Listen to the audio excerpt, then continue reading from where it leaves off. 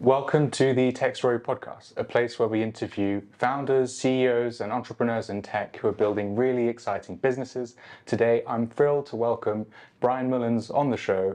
Brian is the CEO of Mind Foundry, a spin-out from the University of Oxford, developing AI for high-stakes applications.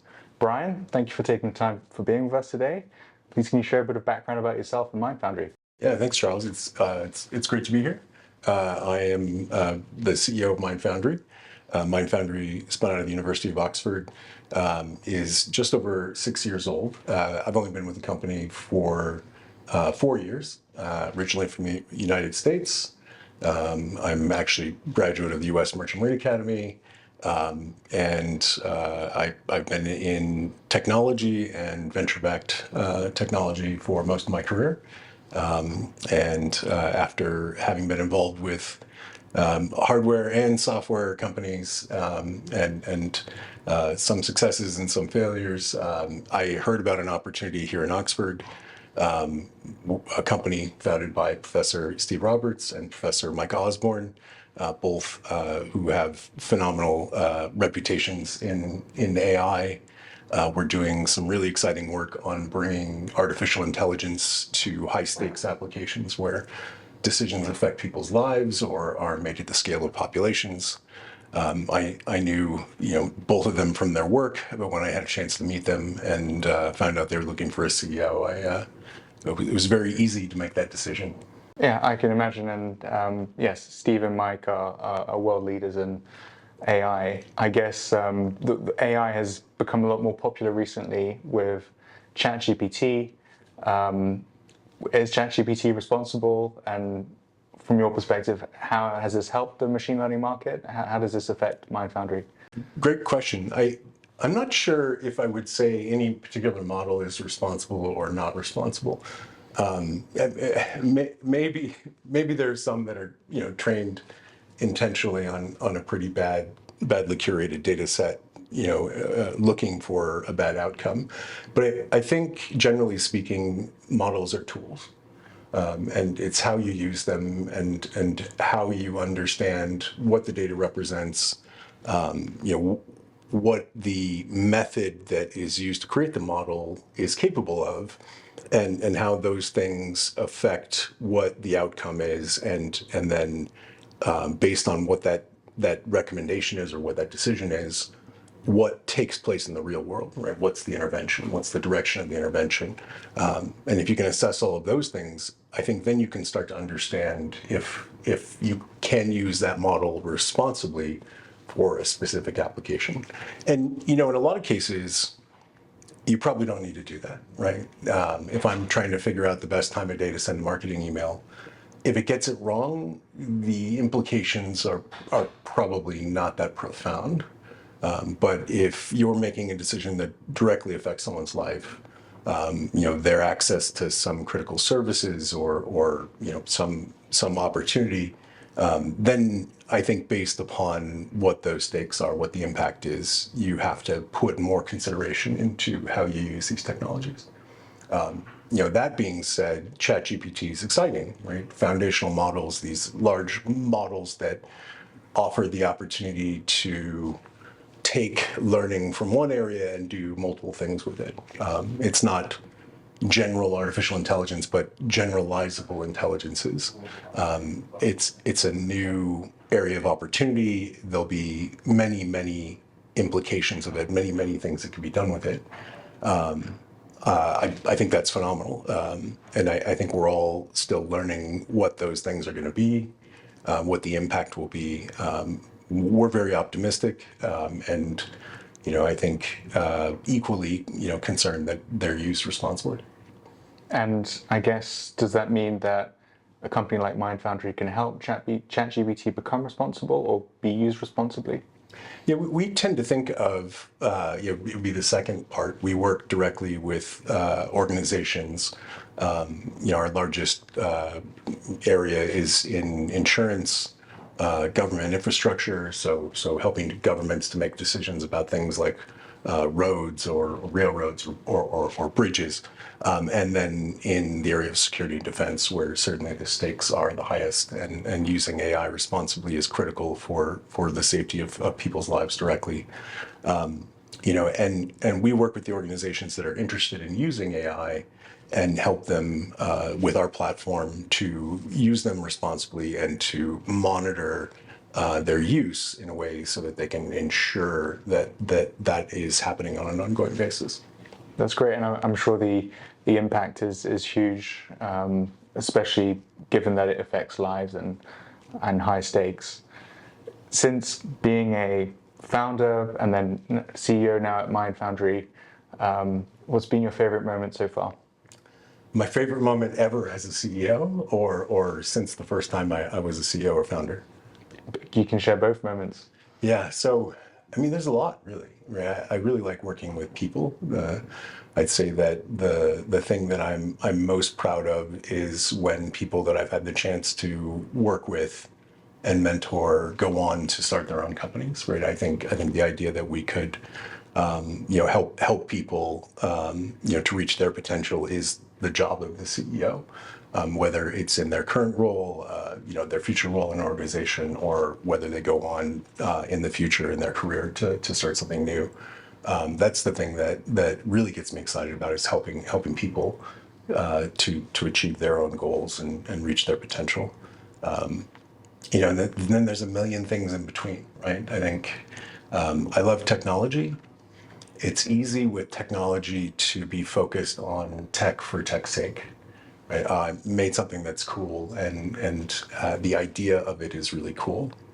But it's even more powerful when it solves a problem in the real world, right? When you see somebody who has a problem, or a group of people, and then that technology can actually make a difference in what they do every day, and then have a big impact on the real world. And I think that in a lot of cases we kind of miss that most important step, which is let's build something cool, but then let's make sure that it gets used in the real world to solve a real problem. So I think most of the time, and I've been fortunate to see lots of these moments. I get really excited when that happens. Yeah, I can definitely relate to when you solve a problem with technology, and it's technology that you've developed. It's a very unique feeling, and I can also vouch to when we worked together and I wanted to start Legislate, you were very encouraging, and that was also one of my favorite moments at Mind Foundry, because now that I've built a team and obviously seen people go on and do their own thing, it's obviously very conflicting. You want people to grow with you, but I thank you a lot for being so supportive. You did everything on your own. It was great, the chance that we got to work together, and super excited to see you grow and Legislate and building a company. It's pretty amazing. Yeah. Well, thank you. And what do you wish you'd known before being a founder or CEO? What I wish I'd known before being a CEO, I think early on, maybe some of my previous answers reflect what I've seen as my own shortcomings in my career. Right, early on, I was excited about technology so much that I thought that was the goal. Let's make a thing. If you build it, they will come. And then later on, I realized that organizations that are more focused around product actually get to solving the problem. And I had to make a whole lot of mistakes before I figured that out.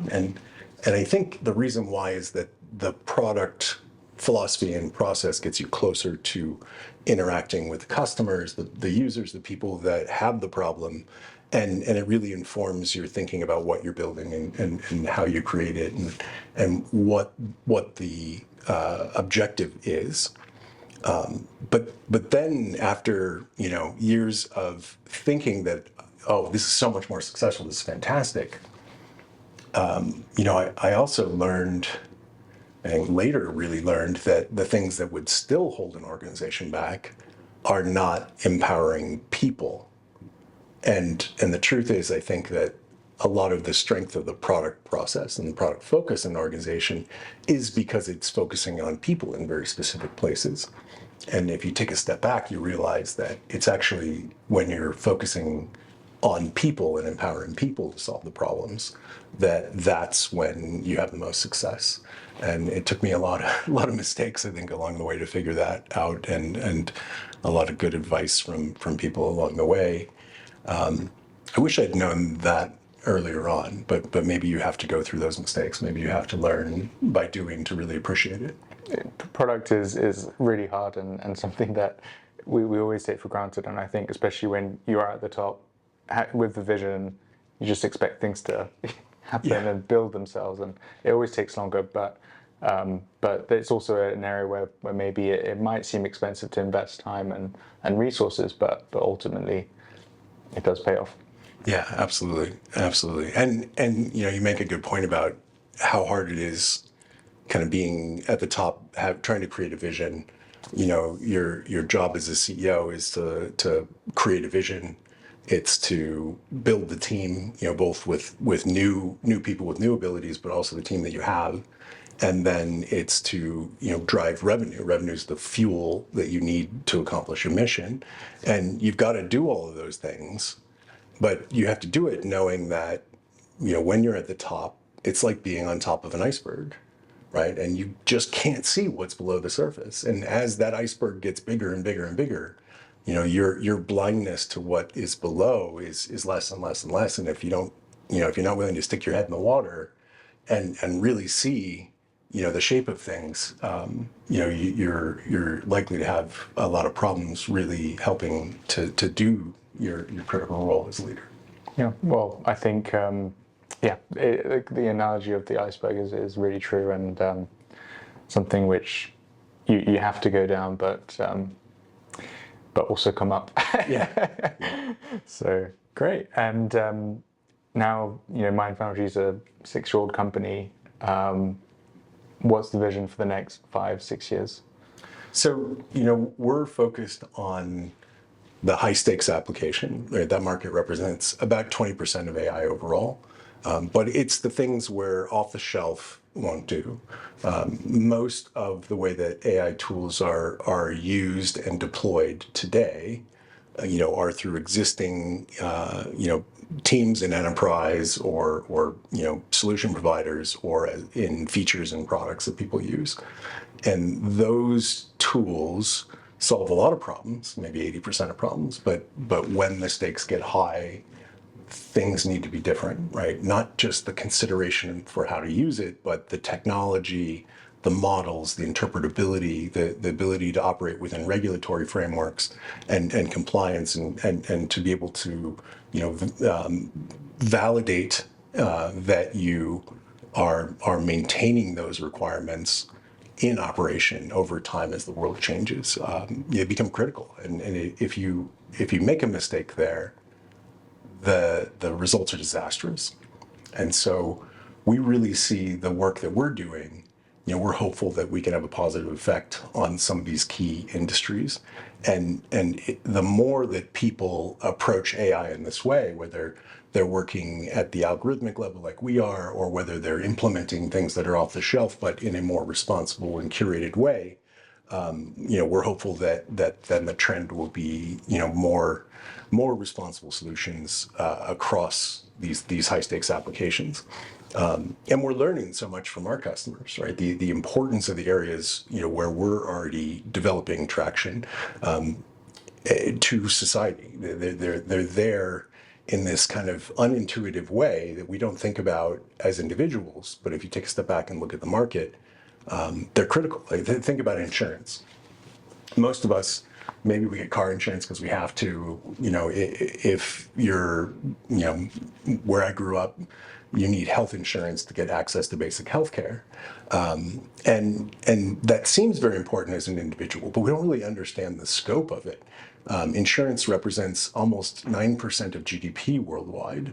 And just the significance of that alone makes it pretty critical. And because the services that it provides are so critical, accessing insurance products is paramount for all kinds of communities that we know can be disenfranchised by AI or algorithmic decision making. So making sure that the products are able to understand risk without being exclusionary is really key.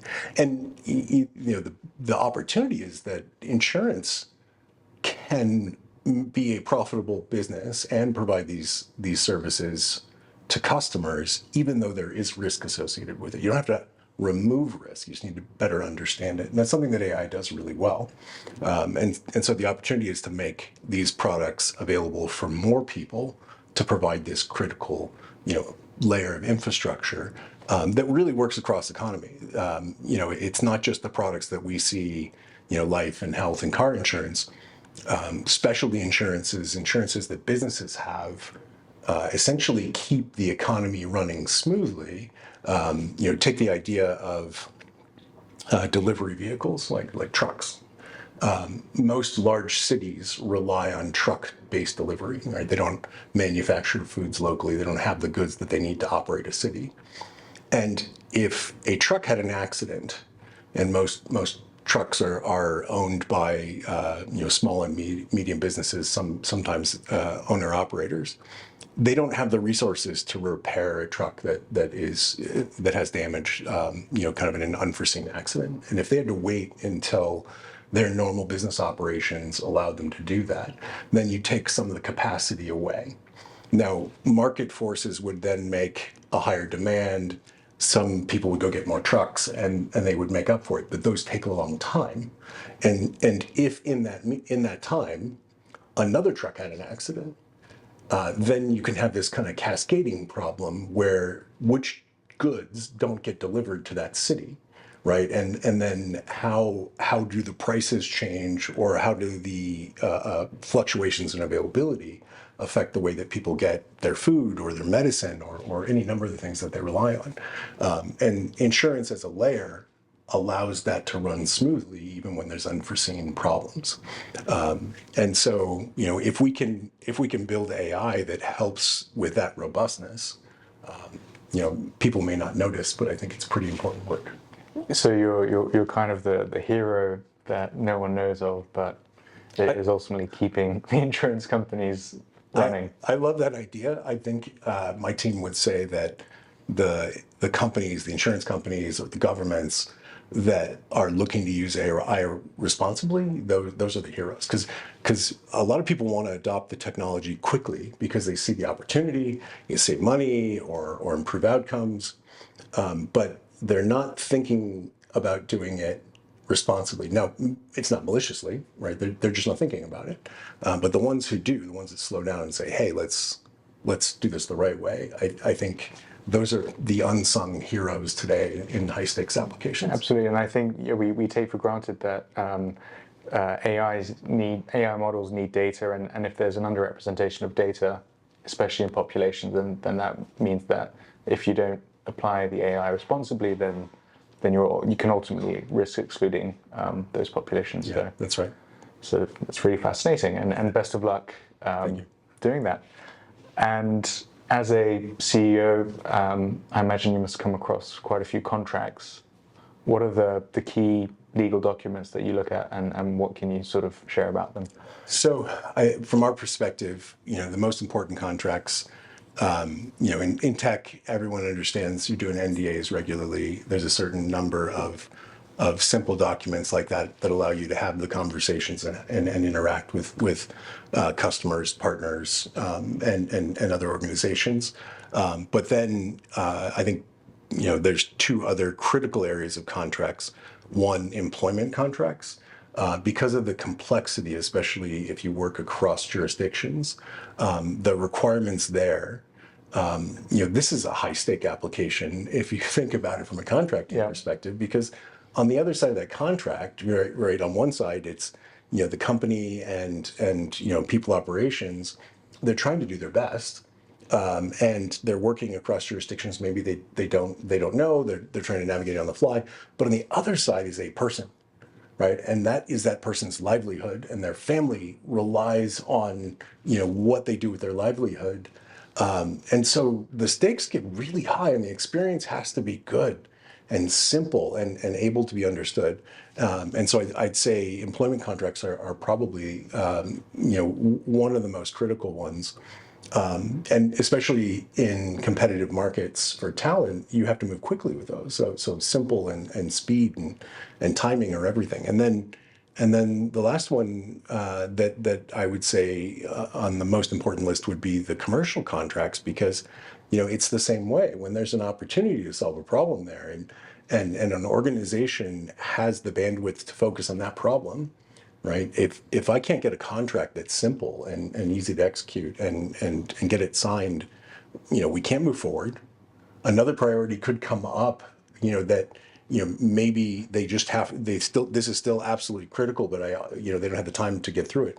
That process has to be simple. It has to be adaptable to the fact that when you deal with a large customer, a large insurance company, a large government, there's the big organization and the small organization, and you have to be able to have the flexibility to work there, and they have to be clear and concise and also accurate.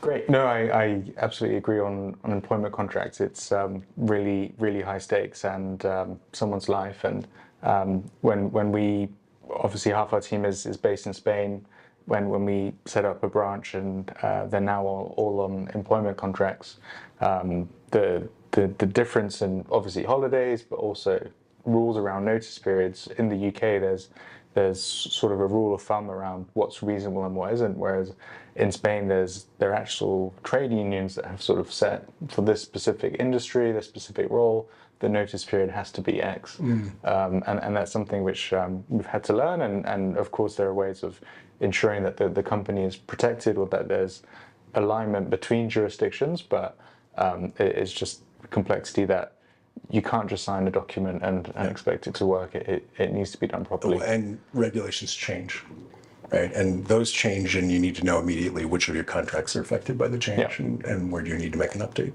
Yeah, and that's exactly what we're trying to do at Legislate. Great. And I guess with these legal documents, are there any common areas of friction that you've encountered, or if you were sort of giving a tip or a piece of advice on how to overcome legal to a current or prospective founder, what would it be? I think two different questions. One kind of the friction in legal generally, and then contract based frictions. I think part of the problem is the friction in kind of the legal itself, because there's slightly different motivations, right? The legal practice, smart people, good people, their goal is to help you understand all the detail, protect all the possibilities, even if they're very remote possibilities. And then on the other side, you need to get your business done. And those don't always line up in a way that favors kind of speed and readability. And so if I look at the other side, the frictions around contracts themselves, it's speed and readability are what you need the most out of your contracts, especially if they're with an individual who, maybe they have a lawyer look at it, or someone in the family has a lawyer look at it. But generally speaking, a lot of what they have to understand from the commercial impact, or, their own employment impact, would be something that they're reading themselves. And so I'm always, striving to simplify contract language as much as possible, but then still account for the fact that when you do business with enterprise customers, you have to use the right language the right way, and ultimately, if you can transact quickly and cleanly, but still also protect everyone in the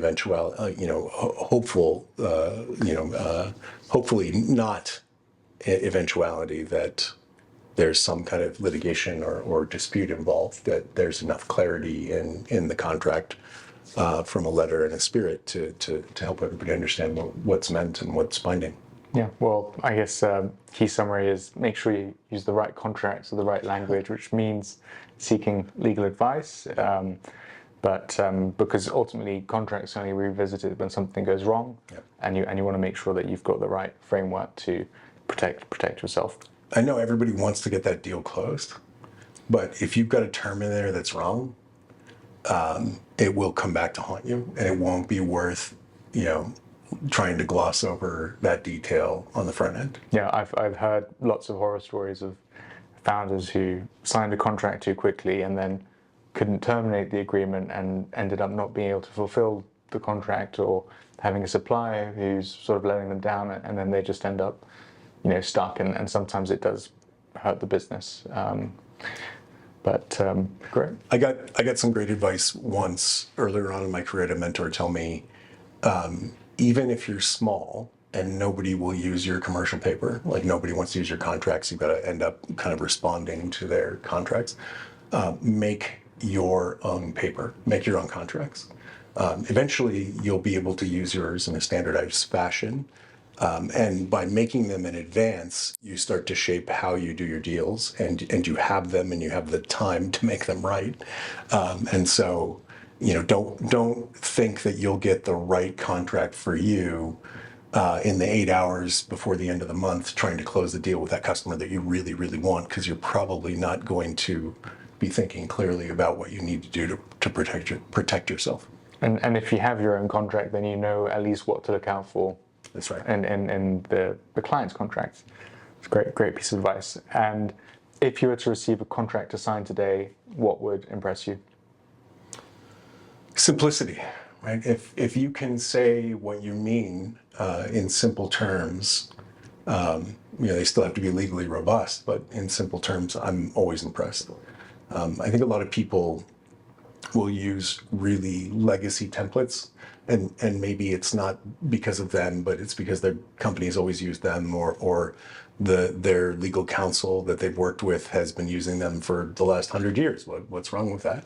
I think that it says a lot about an organization's desire to get things done and to really have mutually beneficial exchange when they have simple to understand contracts, and they don't have 200 pages of things hidden in the fine print. Yeah, that reminds me of the saying that you'd always say to me is, the burden of communication is on the communicator. And ultimately you need to communicate simply, and if it's not understood, then it's your fault. And I think the same applies to contracts. It needs to be simply drafted so that it can be understood. 100%. I mean, if you're trying to get away with something in the fine print, like your motivations are probably not pure. Absolutely. And since we're on the Tech Story podcast, what's your favorite tech product? My favorite tech product of all time? It doesn't have to be legislate.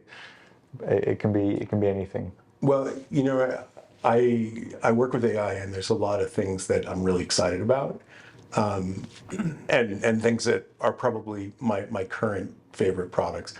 I'm not going to say them though. I'll actually talk about, earlier in my career, I worked in augmented reality, and I still am really excited by technologies in VR and AR that help you to both interact in digital worlds in new ways, but also then to bring ideas in the form of digital content into the real world.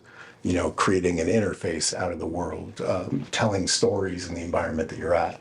I still get really excited about that future.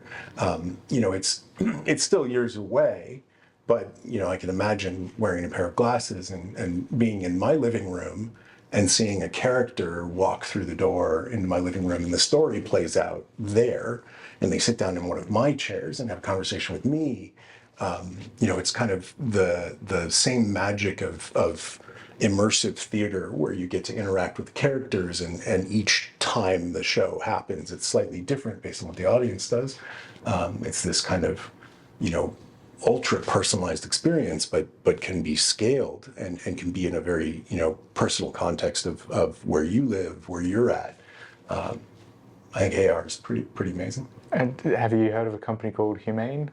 Rumors, but I don't think I know anything about what they're doing. Yeah, so they're a Silicon Valley company. I think it is one of the teams that created the iPhone. There's been a lot of mystery around what they've been doing and building, but yesterday they demoed a version of the product where it's a little device that clips onto you and projects your phone onto your hand. so that you can take calls, speak, and I guess they're sort of. I don't know if you'd probably be able to say if it counts as AR or Oh, not, but yeah, no, it definitely counts as AR. okay, I think, whether I'm wearing glasses or I have a projected yeah, interface, ultimately this kind of seamless move between those two yeah, even, right? If I'm wearing a pair of glasses on the street and I get yeah, into a car, the car is likely to have an AR yeah, interface. I'm going to want to take the glasses yeah, yeah, off. I think a lot of people who wear glasses spend a lot of money to get, corrective surgery so they don't have to wear glasses. So you don't want them on in all yeah. environments. I love the idea of, wearable projectors or projectors in an environment and interfaces on devices. I think it all counts Yeah. as AR. Yeah. Well, it's interesting to see what they've built, and I guess, well, I don't know when it will be available to the public, but I guess it's something interesting to That's look awesome. out for. Yeah, I'll have to take a look at the talk. That sounds Yeah, cool. and I'm sure, I know you love gadgets and devices, so I do. Guilty. Yeah. so great. Well, thanks a lot, Brian, for taking the time to be on the Tech Story podcast, and best of luck growing Mind Foundry. Thanks, Charles. This is great.